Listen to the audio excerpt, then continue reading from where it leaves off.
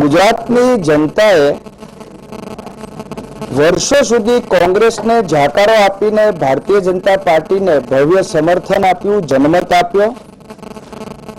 તેની હતાશાથી કોંગ્રેસ પીડાય છે. કોંગ્રેસને જ્યારે જ્યારે ચૂંટણી આવે છે ત્યારે કિસાનો યાદ આવે છે, ત્યારે દલિતો યાદ આવે છે, ત્યારે ગુજરાતની જનતા યાદ આવે છે. ગુજરાત વિધાનસભા ગૃહમાં ક્યારેય કોંગ્રેસ પ્રજાના પ્રશ્નો, પ્રજાના મુદ્દાને વાચા આપતી નથી અને ત્યાં વિધાનસભા ગૃહનો બહિષ્કાર કરે છે. કોંગ્રેસનો આ રસ્તા રોકો કાર્યક્રમ એ સંપૂર્ણ ફ્લોપ થયો છે. કોંગ્રેસનો આ કાર્યક્રમ એ એકતા તોડો કાર્યક્રમ હતો, વેરઝેર વાવો કાર્યક્રમ હતો અને ગુજરાતમાં અશાંતિ ફેલાય તે માટેનો આ કોંગ્રેસનો કાર્યક્રમ હતો. કોંગ્રેસના આંતરિક ઝઘડાઓ ચરમ સીમાઓ ઉપર છે અને એટલા માટે જ સમાજમાં પણ ઝઘડા અને વેરઝેર ફેલાવવા માંગે છે. કોંગ્રેસ ખંડનાત્મક, નકારાત્મક પ્રવૃત્તિને કારણે ગુજરાતની જનતાએ હંમેશા એને જાકારો આપ્યો છે. કોંગ્રેસના અશાંતિ ફેલાવાના આવા કોઈ પણ કાર્યક્રમ સરકાર કે ગુજરાતની જનતા સાંખી લેશે નહીં. ગુજરાતમાં શાંતિ, એકતા અને વિકાસમાં ગુજરાત સૌથી આગળ છે એ વખતે આવા કાર્યક્રમ દ્વારા કોંગ્રેસ વિકાસમાં રોડા નાખવાનું કામ કરે છે. કોંગ્રેસના કેન્દ્રના 10 વર્ષનું શાસન 10 લાખ કરોડ રૂપિયાનો ભ્રષ્ટાચાર કર્યો હતો. હજારો કિસાનોએ આત્મહત્યા કરી હતી. કોંગ્રેસ પહેલા પોતાના કેન્દ્રના જે શાસનના 10 વર્ષના ભ્રષ્ટાચારનો હિસાબ આપે, એના કુશાસનનો હિસાબ આપે. કોંગ્રેસના મુદ્દાઓ એ નકારાત્મક હોય છે. કોંગ્રેસ દિશાવિહીન છે, મુદ્દાવિહીન છે. જ્યારે કેરળની કોંગ્રેસે જાહેરમાં ગૌ હત્યા કરીને, ગૌ માંસ પકાવીને મિજબાની કરી, તે વખતે તેની સામે કાર્યક્રમ કરવા નથી, પરંતુ એ ગૌ હત્યાના વિરોધમાં પરમ પૂજ્ય સંતોએ ગુજરાતમાં ઉપવાસના કાર્યક્રમ કર્યો, એની ઉપર હુમલો કરવો છે.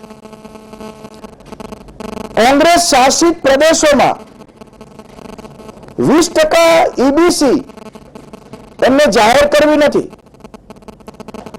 પરંતુ ભારતીય જનતા પાર્ટીએ ગુજરાતમાં 10% ઈબીસી આપ્યું છે, તેનો વિરોધ કરીને અને 20% ઈબીસીની માગણી કરવી છે. આમ કોંગ્રેસના ચાવવાના અને દેખાડવાના દાંત જુદા છે અને એટલા માટે જ કોંગ્રેસને ક્યારેય ગુજરાતની જનતા સમર્થન નહીં આપે. શ્રી નરેન્દ્રભાઈ મોદીના નેતૃત્વમાં ચાલતી કેન્દ્ર સરકાર, મુખ્યમંત્રી શ્રી વિજયભાઈ રૂપાણીના નેતૃત્વમાં ચાલતી રાજ્ય સરકાર આ ખેડૂતોની સરકાર છે. હમણાં તાજેતરમાં જ કેન્દ્ર સરકારે 20,000 કરોડ રૂપિયા ખેડૂતો માટેના જોગવાઈ કરી છે. ગુજરાત સરકાર અને કેન્દ્ર સરકાર મળીને માત્ર 1% વ્યાજે લોન ધિરાણ આપે છે. ખાતર, બિયારણ, દવા અને ટ્રેક્ટર માટે ખેડૂતોને ગુજરાત સરકાર સબસિડી આપે છે.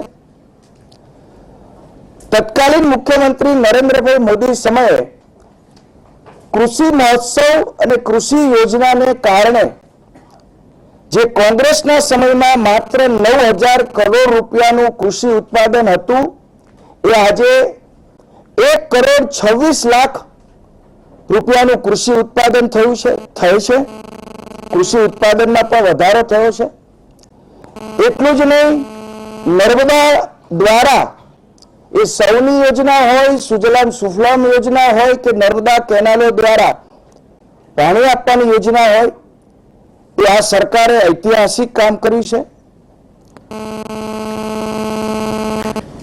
કૃષિ ઉત્પાદન દર પણ છેલ્લા 10-11 વર્ષથી 11% જેટલો ગુજરાતનો છે અને હંમેશા બંને સરકારો કિસાનોના હિતમાં નિર્ણય લેતી હોય છે અને એવા સમયમાં કોંગ્રેસ મુદ્દા વગરની છે, દિશા નથી અને આ પ્રકારે હિંસા ફેલાવવાના પ્રયાસ કરે છે અને અમે સખ્ત શબ્દોમાં વખોડી કાઢીએ છીએ.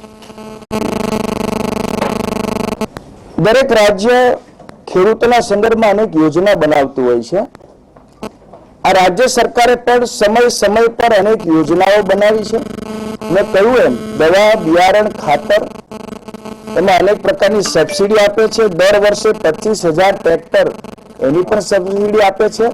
સૌથી અગત્યનું ટેકાના ભાવ, જે મગફળી હમણાં જે ખરીદી 2 લાખ ટન ઉપર અને એમાં પણ 890 કરોડ રૂપિયાની ખરીદી એ સરકારે કરી છે.